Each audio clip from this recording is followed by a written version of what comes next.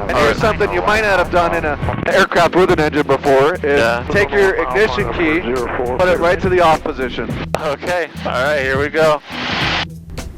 I have to get to 60 to slow the down to where the propeller will stop. Yeah. As you can see, the propeller's fully stopped. And this is a true dead stick landing. So I'm down here at Right Rudder Aviation in Inverness, Florida, and they called me up and said I had to check out their newest airplane, the Pipistrel Alpha. So we're gonna go for a flight and see what this baby can do. Let's go have some fun.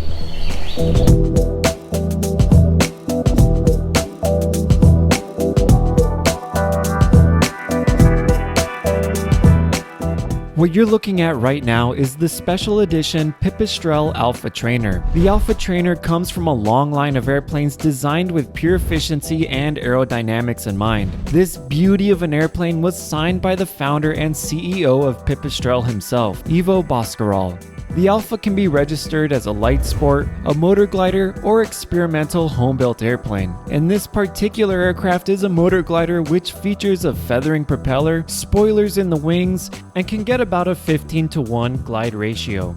It's got a modern Garmin glass cockpit, 80 horsepower Rotax 912, and a ballistic recovery parachute. This is the newest and most modern airplane I have ever flown. And it feels light years ahead of my favorite little trainer, the Cessna 150. It also outperforms it in every single way, on 20 less horsepower, burning only an average of 2 to 3 gallons per hour. Alrighty, I think that's enough talk. Let's go flying.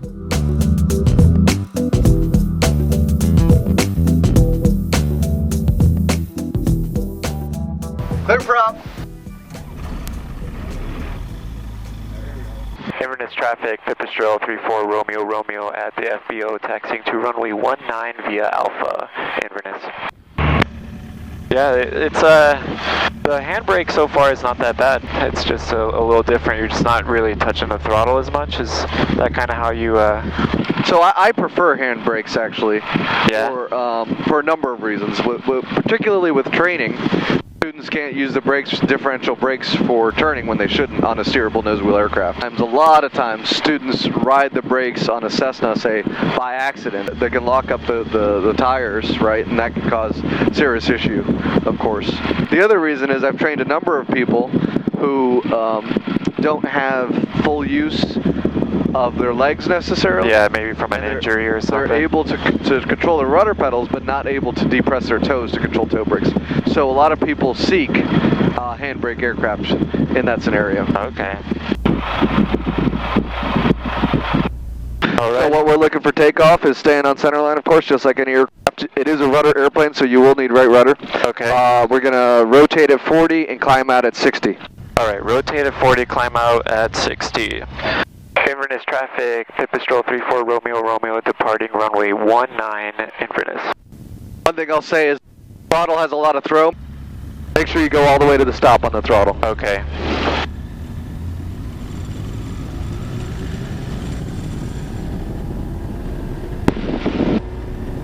Okay, we have 5,000 RPM or higher. And rotate. Okay, we want to hold 60.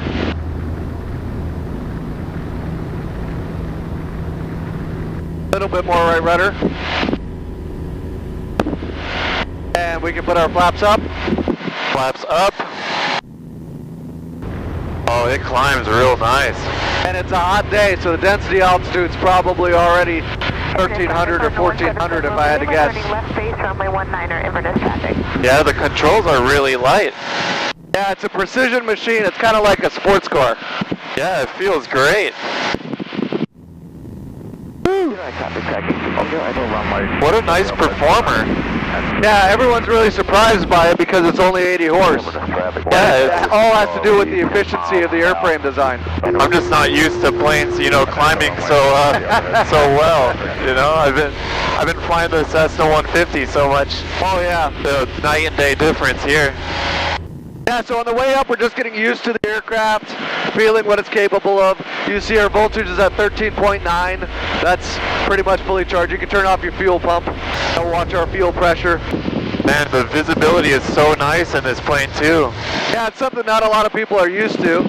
I mean, especially with the open door, but even with the door, the Lexan door. It's like still the same amount of visibility, door on or off. So, you know, it has the advantages. Everyone says, okay, a motor glider, Thanks for the call. some people say is the best of both worlds, some people say is the worst of both worlds. But I really like it. Of course, flying a traditional sailplane, you have to have a whole team. That's why there's glider clubs. So you might get, you know, 6 landings in a day if you're lucky. Yeah. And when you're training here, you can get as many as you want because you're providing your own power. Right, and there are some big advantages when you're learning how to fly to go the motor glider route. You know, you save some costs there, and you still have a powered airplane. Oh, it's by far the cheapest way to learn to fly. You can get your private pilot certificate. Glider. Right now we're running a special for $3,000, and there's nowhere in the world you can learn to fly for that cost. That's amazing. It's really so it's affordable. We really feel that the Pipistrel product, burning 2.3 gallons of fuel per hour. So if you're doing it in a cross country, you're going to be more like 3.4 gallons or something. Okay, so go ahead and go to full idle, and we're establishing 60. And here's something you might not have done in an airplane or a aircraft with an engine before is pitch up for 60 and take your ignition key, put it right to the off position. Okay, alright, here we go. And if you're slowing up, you have to get to 60 to slow the down to where the propeller will stop. Yeah. As you can see, the propeller's fully stopped. You're going to feather your propeller now. Alright. Oh, you can pull it and rotate it. There you go. Yeah, I could feel like a little bit of acceleration when it feathers. It makes a difference. It's incredible. And of course, since this is a training aircraft, we don't have wheel pants on. But if you put the wheel pants on, you get even better glide ratio. You know, a lot of people are worried, a lot of novices to aviation. Well, if the engine quits, do we just fall out of the sky? And clearly you can see that's not the case, right? So we're staying close to the airport, making sure we can always glide, and we're watching our voltage, making sure we maintain a voltage of nothing less than 13 volts. Okay. If we see 13 volts or less, we're going to restart the engine just as a safety precaution. Right, because then we'll lose our avionics. Right? The other thing we're watching is our oil temperature. We don't want that to fall too low. We don't want it to fall too low. So let's go ahead and do a stall. Okay. Go ahead and just pitch up and induce a stall. And of course, you're going to keep your ball in the middle, wings level, nose straight ahead, keeping properly coordinated. And just when you feel that buffet, or you might not get there even because it's a pretty docile airplane. That kind of fall. Okay, shall I try just go ahead and again? recover so that that beeping goes away. Yeah, you can do it a little bit more aggressively. All right. Inverness traffic.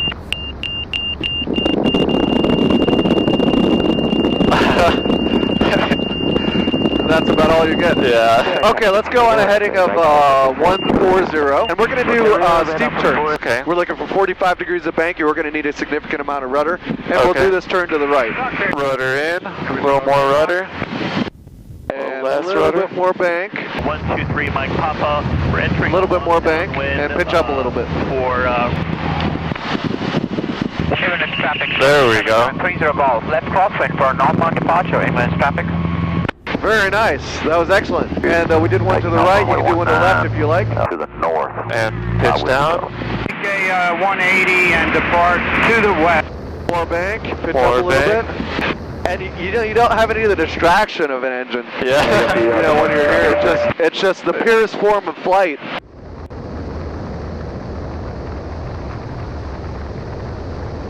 So go ahead and turn left, and rather than using headings, we're just going to navigate between the clouds. Last call.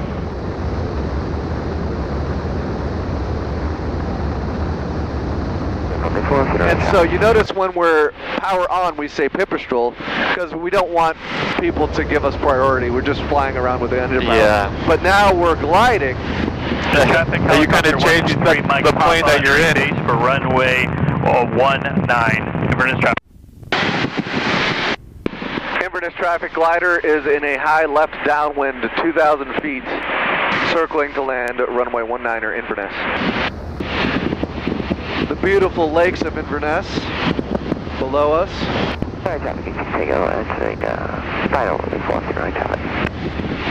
Okay, we're at 1,500 feet. Okay, let's go ahead and unfeather your propeller. Unfeather the propeller. Helicopter in sight, Inverness traffic. And we're going to deploy drag devices. Go ahead and put your first notch of flaps. Okay, flaps. And turn right. 1 notch. Go ahead and put your second notch of flaps in. Second notch of flaps. And that deploys our air brakes. Oh, really? Yep. Oh, now we got a nice little sync going. Okay, so now we're looking, what do we need to do to get down? Slip. Yeah, you can go ahead and slip, so it tells us we have pretty much a headwind, but you can do left aileron, right rudder slip.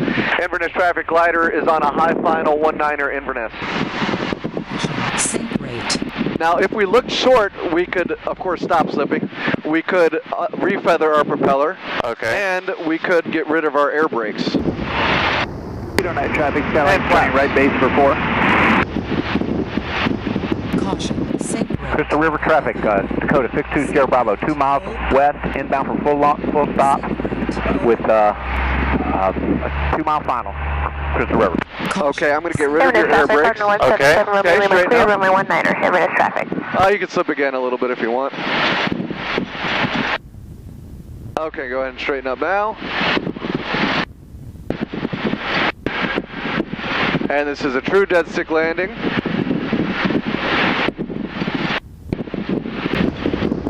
Right rudder, get a little lower. And flare, flare, flare, okay. Get lower, flare, flare, flare. All right, more right rudder. And go ahead and restart your engine. Okay, so just both and... Yep. Okay, and full throttle. Inverness traffic, Pipistrel's on the go, 19er Inverness. And rotate, rotate. Man, that was awesome. That was awesome. Yeah, so true dead stick landing, and you do the same thing if you were in an airplane and had an engine failure. And you want to be high and slip and put flaps in, and you can always get rid of those, right?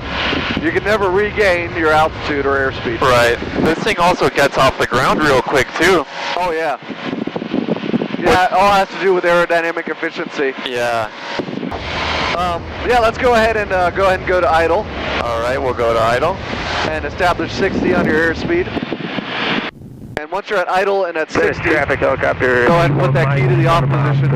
Yeah, All right, it's a good 60 system. and off.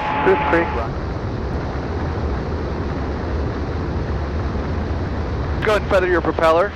All right, There we feather. go. And now you can see in the camera view at least a little bit better when the prop stops in this position. The prop is actually stopped. Some people are like, well, you don't actually turn off the engine in that thing, do you? I'm like, yeah, of course we do, you know? There's proof.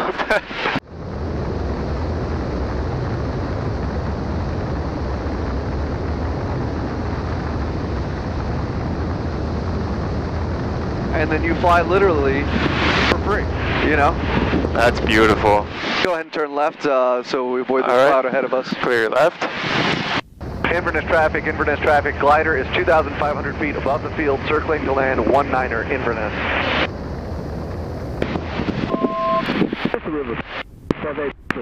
Oh, now we're getting that nice turbulence for sailing. Okay, let's go ahead and unfeather your propeller. All right. And let's put your first and second notch of flaps in. All right, first and second. There we go. So you can go like direct to the numbers. If you're a little bit low, you can square off your pattern. You can do S-turns, you can do circles, you can slip. There's just so many maneuvers that are available to you. So like now you can go ahead and slip. Spruce Creek, command you 10 miles to the west. We'll be coming up over the field and ring around on Caution. And I'm going to get ready. You can go ahead and stop slipping for a second. I'm going to get rid of your spoilers. Okay. And you can go ahead and slip again a little bit more. All right, slipping. So in a glider, we're not necessarily focused on landing at the beginning of the runway. You're right. You can go ahead and unslip, just straighten up. Especially in this airplane, we have plenty of runway. We really aim for like around the white bars or maybe even a little bit beyond, just so you don't come up short, right?